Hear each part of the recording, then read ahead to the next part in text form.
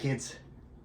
This is a 1965-ish Gibson Scout amplifier, part of the Crest line series. Got this in the other day, and there's not really a lot wrong with it that I can tell. Sounds like what it's supposed to sound like. So I'm just going to go through this, check it out, make sure it's got decent caps in it, stuff like that, so it can be reliable well into the future. First thing I'm going to tell you is that I have already ordered new feet for it. The ones that Gibson put on here are kind of a hard plastic. I don't know if they were when Gibson put them on there, but they're a hard plastic now. They're breaking and falling off. So it's got these cool pointer knobs. I don't know, you see these on some of the Gibsons and not on some of the others. I don't really understand what the criteria is for these cool pointer knobs, but I do like them. They're very cool. It's got the serial number stamped on the front. It's a GA-17 RVT. That stands for reverb and tremolo. This is your power switch on off. It's a rotary switch. The light comes on. It's not plugged in just yet. Loudness. For some reason, Gibson being Gibson had to not put a volume control on their amps. They put a loudness control on their amps. There's the Crest that this amp is named after. The Crest line. This included the Skylark and a bunch of other amps like that. It's in pretty good shape. It's got a little surface rust. I'm going to try and see if I can figure out some way to clean that up without peeling the chrome that is left on the amp off. A little dirt and crud on some of the knobs. We'll have to clean those up. It's got this weird, I don't know, brown, plasticky, vinyl-y, wood grain looking Tolex on it. I guess that's Tolex. Not sure what the story is with these handles. I think it's got that same weird Tolex in it. But they always look a little funky. I've seen some that have, I think, a Gibson logo in there. That's kind of neat. But very odd little numbers there, riveted on. Let's get around back, see what we got. There's the back cover. That's actually made out of some really good plywood. The inside of the cabinet appears to be decent looking wood too. It's not some kind of weird MDF. Just everything in here looks original to me. Looks like the connections on the speaker might have been touched up a little bit, but the transformers look original and they date from 1964. Speaker, I think that's original perhaps. So there's the power transformer. Somebody has put a 3-prong cord on it. There's the wood of the cabinet and everything. Speaker, probably original. I'm not 100% sure on that. I'll have to look that up and see if it looks like an original unit or not. Here's your tube complement. This little bracket here is for the foot switch. Has this foot switch wired in, which is your tremolo and your reverb control. These little weird things are on a lot of old Gibson amps, especially the 60s ones. Very bizarre little foot switches, and I think, yeah, they're hardwired in, so they're not removable. There's the reverb tank, pretty big, kind of weird. I don't know what the 2 and the 1 are for. Oh, that's okay. Somebody did that so that they didn't get confused on the connections. That's interesting. 1, 2, 3, 4, 5 screws that hold this thing together. So let's go ahead and give that a shot.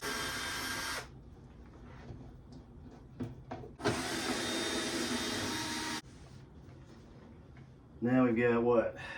1, 2, 3, 4, 5, 6, 7, 8 screws that need to come out of this.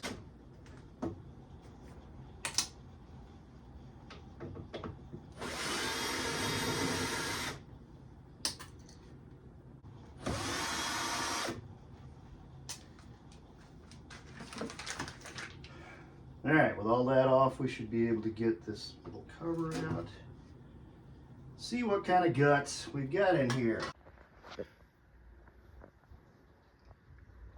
Now let's get a good look through here. We've got new filter caps. Well, I say new, I don't know how new they are, but they have been replaced at some point. Looks like decent work. They're secured very well. Still got this little component here. Now I see a lot of videos online about this amplifier where people are removing this because they say this amp is too bright sounding. I disagree. It is a bright sounding amp and it doesn't sound like a Fender. It's brighter than a Fender. The problem I have is if you wanted a Fender, go get a Fender. That's not what this amp is. This amp is bright sounding. My guitar has a tone control on it, so if you want to tame down the brightness a little bit, just turn it down a little bit or switch to the neck position or something like that. This amp sounds like it sounds. That's what it was meant to sound like. And I have absolutely zero interest in getting rid of this component, which is completely unobtainable, just to make this thing mimic a different amplifier. It doesn't make any sense to me. Go get that amp if that's what you want. That's not what this is. The great thing about Gibson is that they use these potentiometers that have a code date built into the back, and that is how I date almost all Gibson products, because they could get a little squirrely over the years. These pots date from 1964, what was that? 1964. So it looks like this is in very good shape, and the issues that it has are small and mostly cosmetic. I'm going to put new feet on the bottom. I'm going to button this back up. I don't see any work in here that needs to be done. We'll get it ready to go.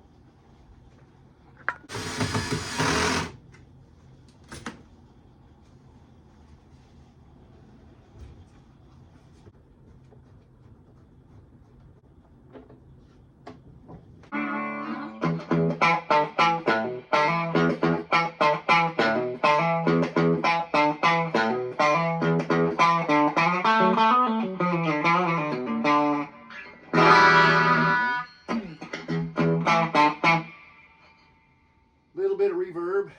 Reverb all the way up sounds like this. Don't know if that's terribly useful, but it's got a pretty wide range. I like it.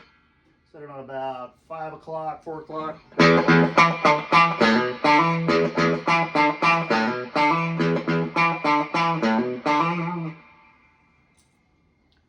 The neck pickup, it's going to sound a little bassier.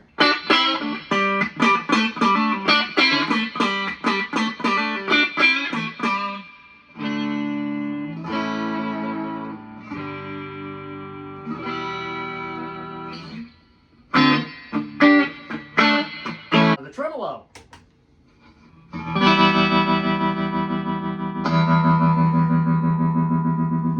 The knob on the tremolo controls nothing but the speed. Very minimal controls on this thing.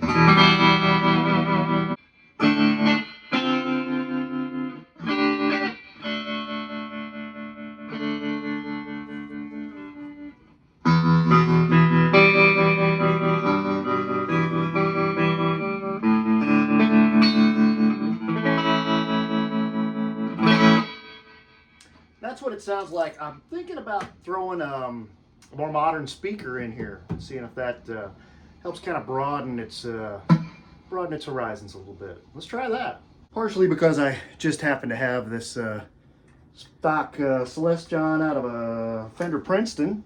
Just happens to be around. Nothing terribly fancy, but much more modern than that thing. And let's get it out and see if it reacts any better with a different speaker in. There's the old original speaker. Let's get that Celestion in there and see what that sounds like. Where'd it go? What'd I do with it? Where's the speaker? Oh. Because, you know, putting speakers in is the perfect time to punch a hole in your speaker. Which I don't want to do. I would rather not do that.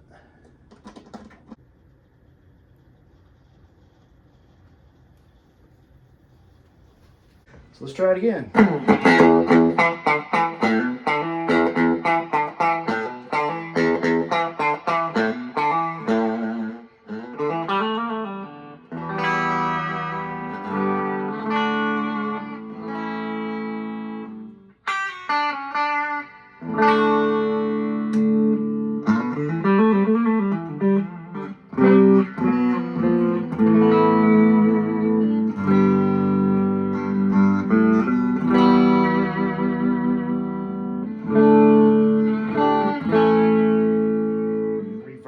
vibration.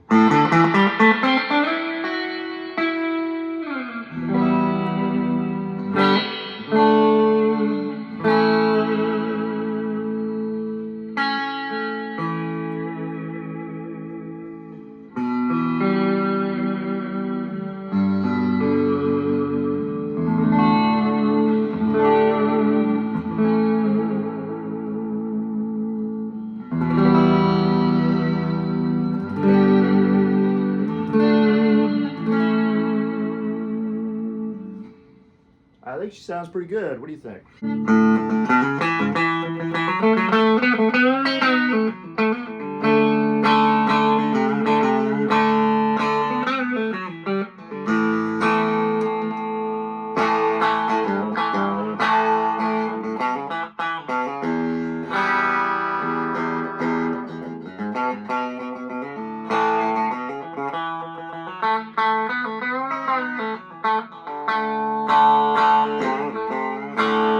Still a bright sounding amp, but it's got a little bit more articulation, I feel like.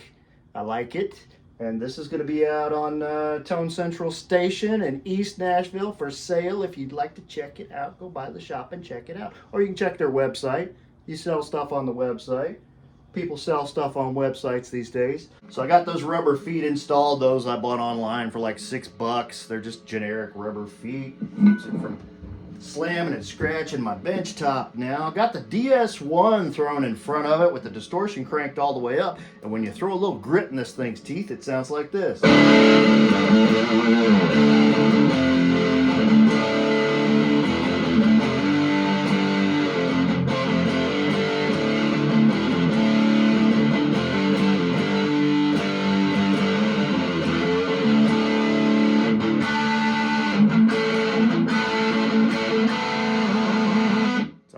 Tune, but you get the idea. Anyway, if you come across one of these GA-17s at a deal, you should snatch it up. It's a good old amp. Throw some new caps in it, maybe a modern speaker, and you got something worth talking about. Check it out. Too hot to handle.